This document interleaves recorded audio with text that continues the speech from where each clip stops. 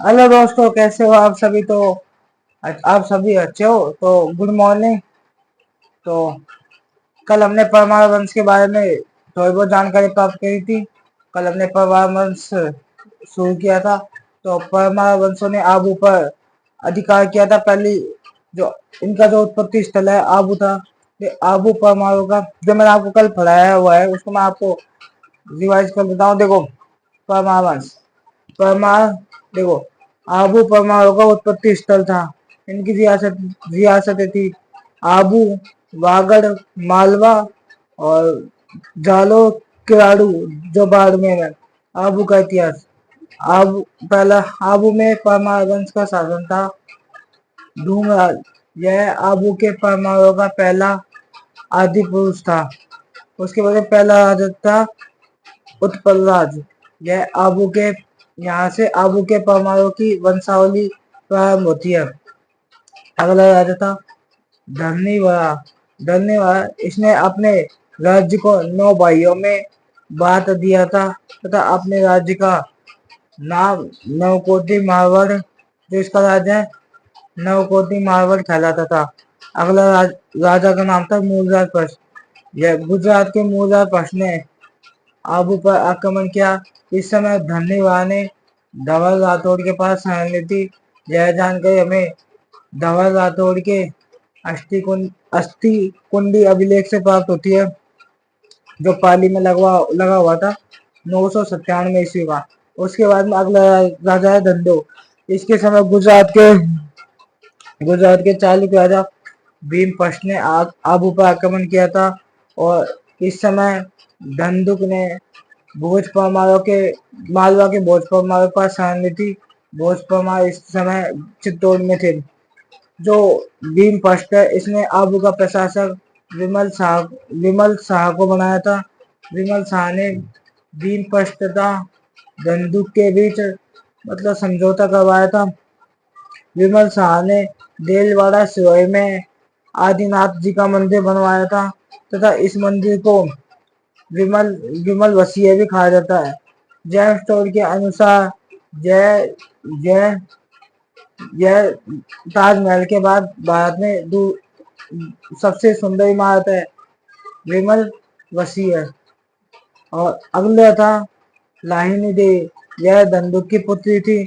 इसने इसने बसंतगढ़ सोहे में सूर्य मंदिर तथा सरस्वती बावड़ी का पुनर्निर्माण करवाया था।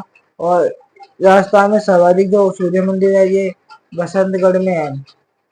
उसके बाद में अगला राजा था विक्रमदेव। इसके बाद थी मोहम्मद लेश्वर। इसने अन्नवाद के खिलाफ गुजरात के कुमारपाल चालुक्य की सहायता की थी। फिर होता है धारावास।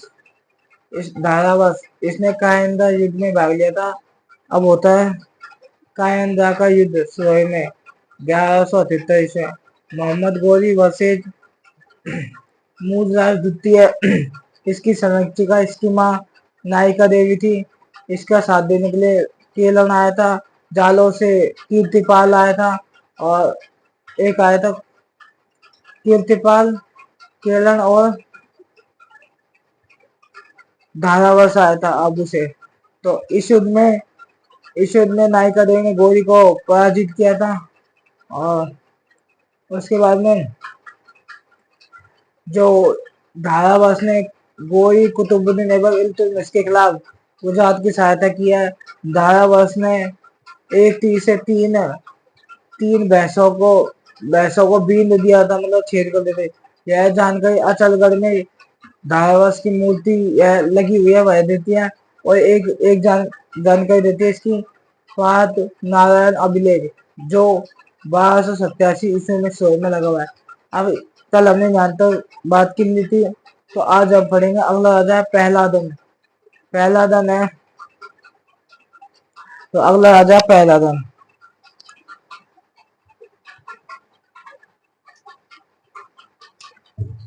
यह धारावास का भाई था।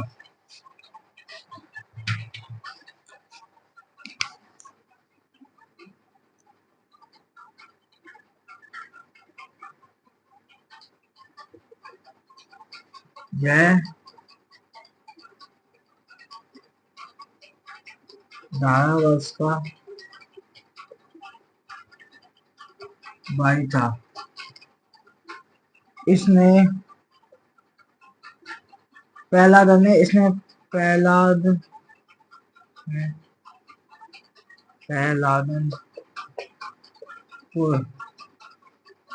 नामक नगर की स्थापना की थी।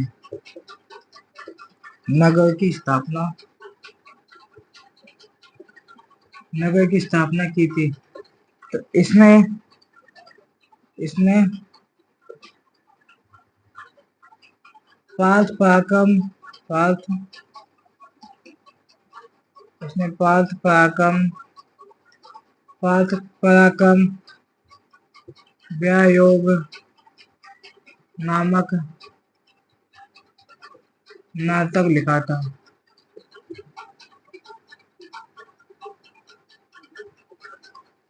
और इसने पृथ्वीराज चौहान ने पृथ्वीराज चौहान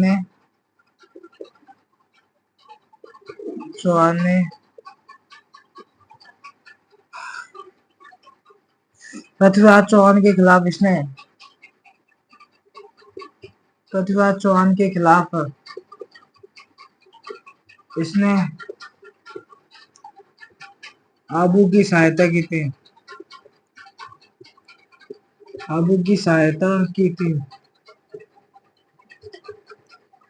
बताइए, प्रहलादन यह धारावंश का भाई था। इसने प्रहलादनपुर नामक नगर की स्थापना की थी। इसने पार्थ पराक्रम व्यायोग नामक नाटक लिखा था। पृथ्वीराज चौहान के खिलाफ इसने आबू की सहायता की थी। तो इतना उतारिए, फिर से आगे वो लिखवाएंगे।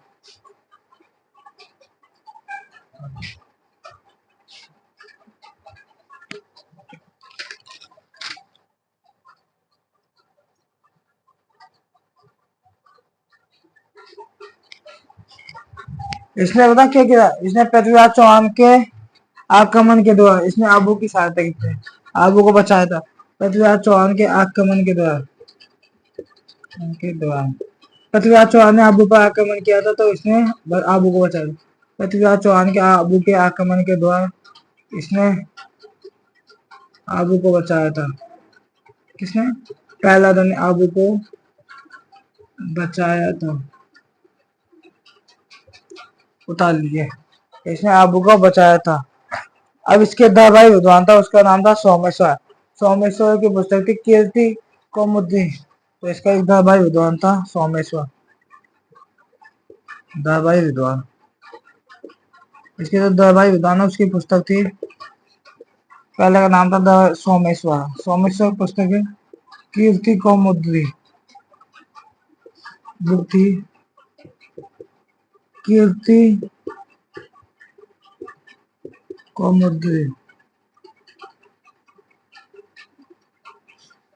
कौमुदी। उतार लीजिए। अब अगला राजा था, उसका नाम था सोम सिंह। यह धारावंश का पुत्र था और इसके समय दो सेनापति थे गुजरात के। एक को नाम वस्तुपाल और एक का नाम तेजपाल। इन्होंने एक मंदिर बनवाया था देलवाड़ा में। नेमिनाथ मंदिर बनवाया था जैनों का। जो तेजपाल के बेटे का नाम था लूण सिंह। तो इसने अपने इस मंदिर को लूण वलई कहा जाता है। तो इतना लिखा। प्रहलादन यह धारावंश का भाई था। इसने प्रहलादन नामक नगर की स्थापना की थी। इसने पार्थ पराक्रम व्यायोग नामक नाटक लिखा था। पृथ्वीराज चौहान के आक्रमण के द्वारा इसने आबू को बचाया था। इसका दरबारी विद्वान कीर्ति कौस्तुभ है। उतार लीजिए इतना।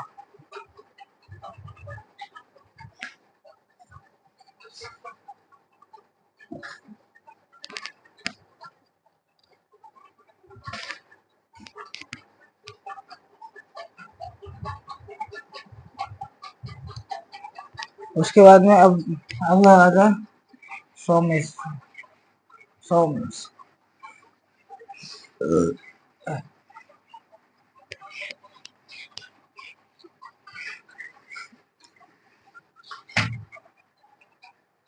अगला राजा सोमेश। अगला राजा सोम सिंह। सोम सिंह क्या है? धारावर्ष का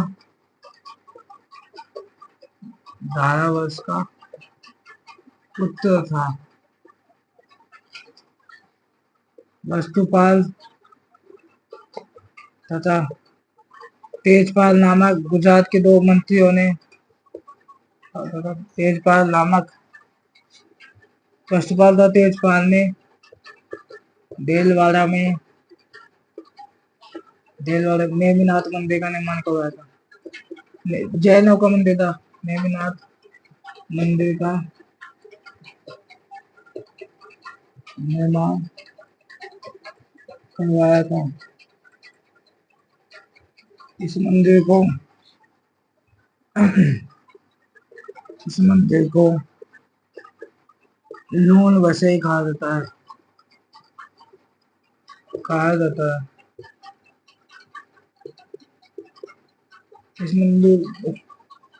इस मंदिर को लून वसई कहा जाता है।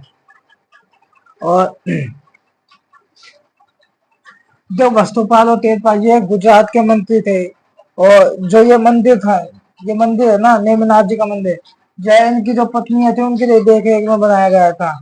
तो जय मंदिर इनकी पत्नियों के देख रेख में बनाया गया था और निर्माण करवाया था। इसे देवरानी जेठानी का मंदिर कहा जाता है। इनकी पत्नियां आपस में देवरानी जेठानी का मंदिर कहा जाता है। इसे देवरानी इस मंदिर को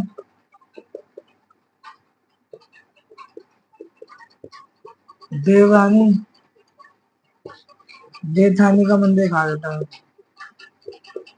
मंदिर भी कहा जाता है। इसे देवरानी जेठानी का मंदिर कहा जाता है। देवरानी जेठानी का मंदिर कहा जाता है ना। कौन से मंदिर को? नेमिनाथ मंदिर जो सोए में बनाया था वस्तुपाल और तेजपाल ने। तो ऐसे मंदिर को लून वसे कहा। तो तेजपाल का बेटा था लून सिंह, तो इसलिए अपने बेटे लून सिंह के नाम पर रख दिया था लून वसे इस मंदिर का नाम। तो उतार लीजिए।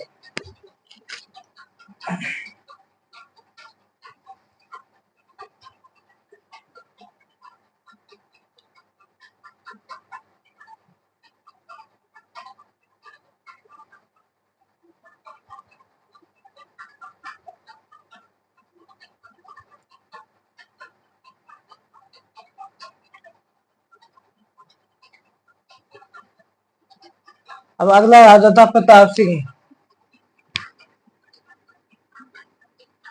अगला राजा प्रताप सिंह। प्रताप सिंह है, इसको रणथंभौर के राजा हमीर ने हराया था। इसे रणथंभौर के राजा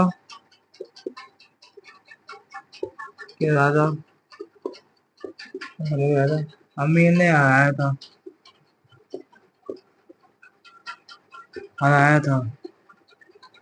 किसे? प्रताप सिंह को। प्रताप सिंह ने इसने मेवाड़ के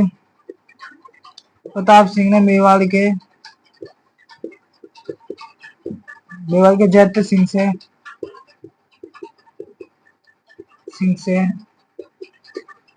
चंद्रावती को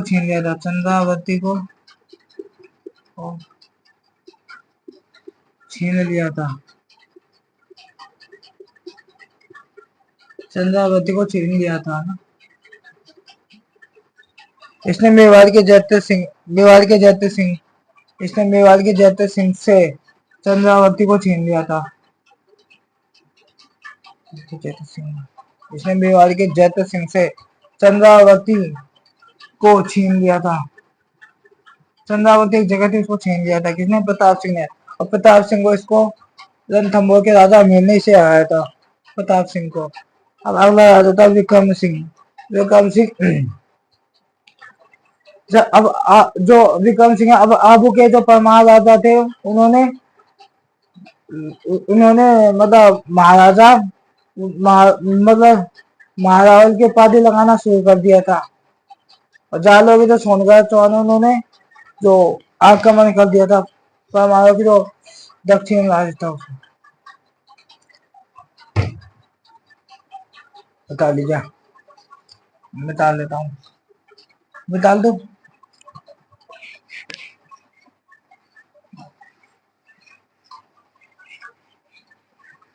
अगला राजा विक्रम सिंह।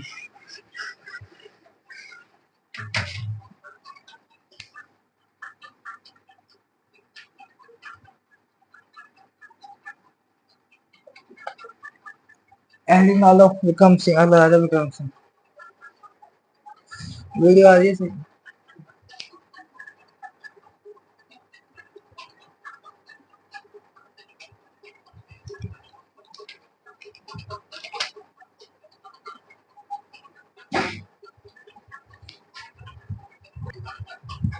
देखो, अगला राजा विक्रम सिंह, इसने आबू के परमार राजाओं ने, जो आबू के राजा थे, उन्होंने अपने नाम क्या किया, रावल व महारावल की उपाधि लगाना शुरू कर दिया था।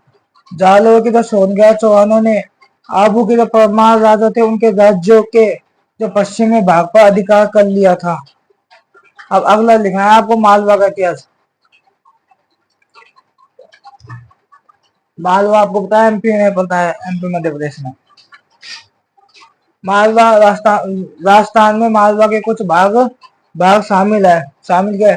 वागड़, झालावाड़, वागड़, झालावाड़ और प्रतापगढ़ का पूर्वी भाग व कोटा का दक्षिणी भाग। निकाल दिया।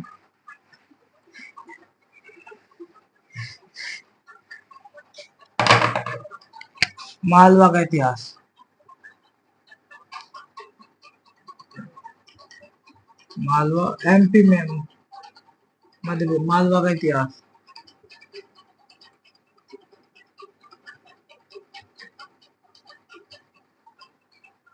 राजस्थान के कुछ भाग, भूभाग, राजस्थान के कुछ भूभाग मालवा में शामिल किए गए हैं। मालवा में शामिल किए गए थे, जैसे वागड़, झालावाड़, प्रतापगढ़ का पूर्वी भाग, प्रतापगढ़ का पूर्वी भाग।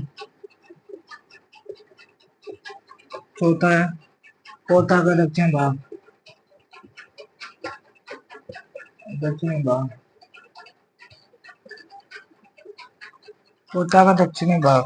अब मालवा में परमार वंश का शासन था। मालवा में परमार वंश का शासन, मालवा में परमार वंश का शासन था। पहला राजा था कृष्णराज। पहले राजा का नाम था कृष्णराज। कृष्णराज का अन्य नाम था, इसका अन्य नाम उपेंद्र, उपेंद्र था। इसका अन्य नाम क्या था? उपेंद्र। इसके पुत्र दंबर सिंह ने वागड़ में परमार राज्य की स्थापना की थी। इसके पुत्र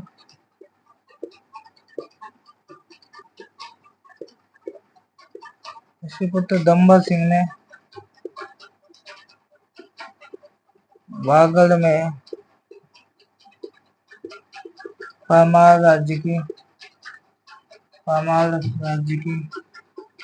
वागड़ में परमार राज्य की स्थापना की थी।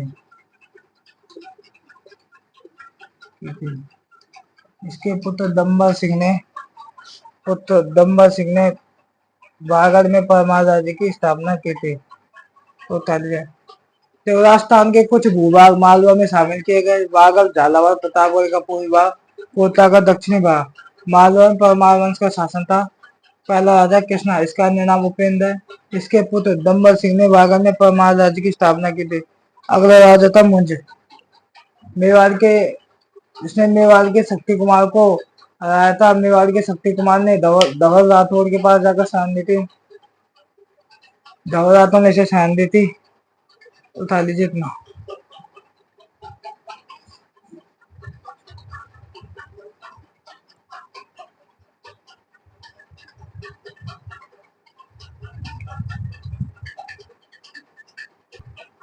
अगला अगला राजा है मुंज। अगला राजा का नाम है मुंज।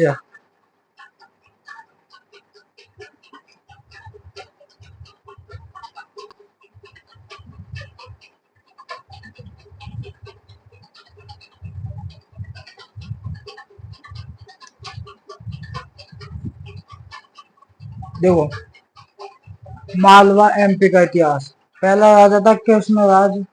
उसके उसके उसका अपना अन्य नाम था उपेंद्र। उसके बेटे दमन सिंह ने वागड़ में परमार राज्य की स्थापना की। दूसरा राजा है मुंज।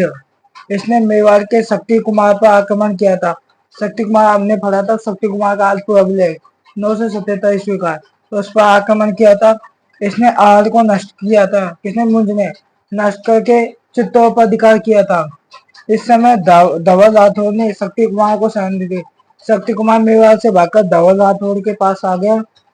धवल राठौर ने शक्ति कुमार को शरण दी थी। यह जानकारी अष्टकुंडी अभिलेख से प्राप्त होती है। 997 ईस्वी का है अष्टकुंडी अभिलेख। यह कर्नाटक के चालुक्य राजा कौन? मुंज। मुंज यह कर्नाटक के चालुक्य राजा तैलव द्वितीय के खिलाफ लड़ता हुआ मारा गया था। इसके दरबार हलायुद्ध। हलायुद्ध की पुस्तक थी अभिधान रत्नमाला। दूसरा पद्म गुप्त या परिमल। इसकी पुस्तक थी नव साहसांक चरित्र। साहस अंक चरित्र। यह एक कुछ मतलब बुक है। इसका दरबार विधान यह है। आईएसपी में पूछा गया इसका क्वेश्चन। धनंजय की पुस्तक थी 10 रूपक। धनपाल की पुस्तक है तिलक मंजरी। तो इसकी ये क्या है? दवाई विद्वानों के। अब मुंज के कुछ उपाधियां मिली हुई थी। जैसे से वाघपति राज की उपाधि मिली थी अमोद वर्ष की। और उसके बाद में इसे मतलब 5-7 उपाधियां मिली हुई थी इसे।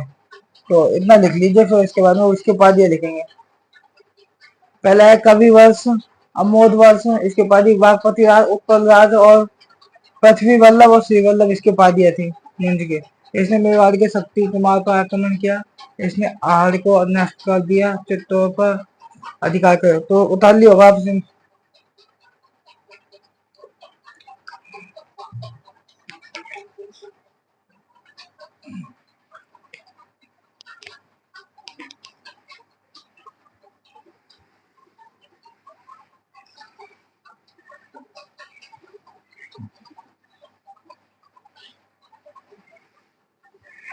मुंज की उपाधियां।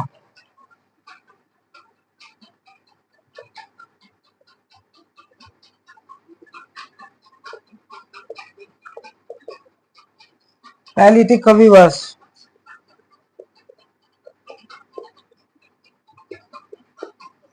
दूसरे अमोद वर्ष।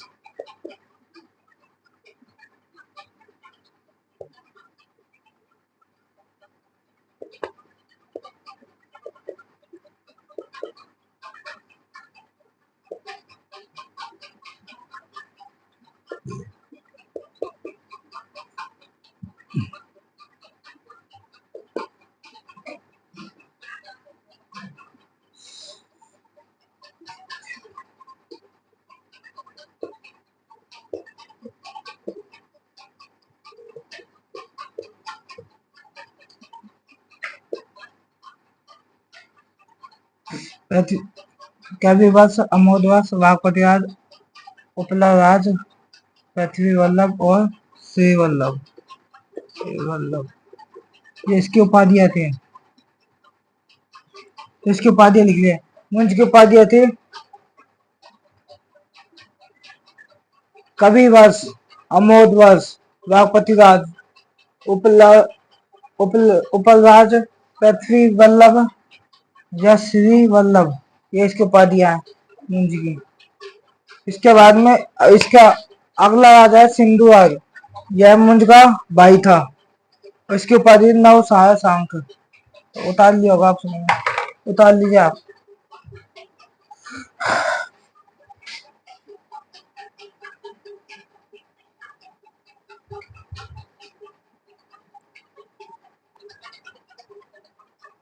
देखो, अगला राजा है सिंधुराज। यह मुंज का छोटा भाई था। मुंज के बाद में कौन था? इसका बेटा, तो इसका भाई सिंधुराज।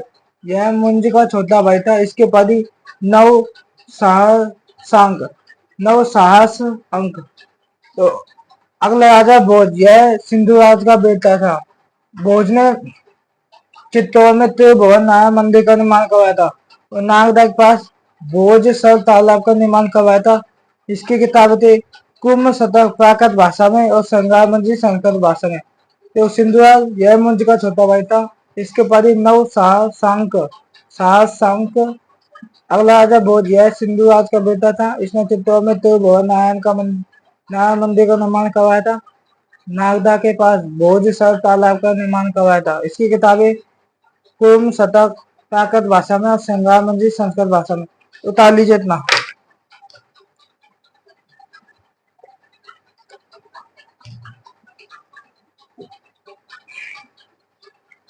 जो ये भोज है, इसने अपनी राजधानी मालवा में सरस्वती कंठाभरण नामक एक विद्यालय की स्थापना की थी। इस विद्यालय को तुर्कों ने तोड़ दिया था और इसमें कुम्भ शतक और संगार मंजिल की पंक्तियां लिखवाई गई थी और इस मस्जिद को तुर्कों ने तोड़कर इसका नाम कमाल मोल्ला मस्जिद रख दिया था। तो इतना लिख लीजिए, फिर इसके बाद में वो लिखवाएंगे। मैं डाल दूं?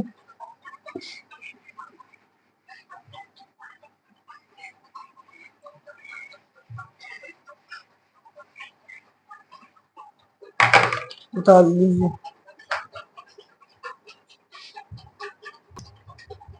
देखो, इसने जो भोज है, भोज ने अपनी राजधानी मालवा की राजधानी धारा नगरी में सरस्वती कंठाभरण नामक संस्कृत पुस्तकालय की स्थापना की थी। कालांतर में तुर्कों ने इस पाठशाला को तोड़ दिया तथा इसे कमाल मौला मस्जिद में बदल दिया था। इस पाठशाला की दीवार पे कुर्म शतक व परिजात मंजिल की पंक्तियां लिखी गई थी। परिजात मंजिल की रचना मदन ने की थी, जो अर्जुन वर्मा का दरबार विधान था। कल हम पढ़ेंगे वागड़ का इतिहास। तो आज के लिए इतना। थैंक यू, धन्यवाद। अगर वीडियो अच्छी लगे लाइक करना, शेयर करना, सब्सक्राइब करना। Thank you.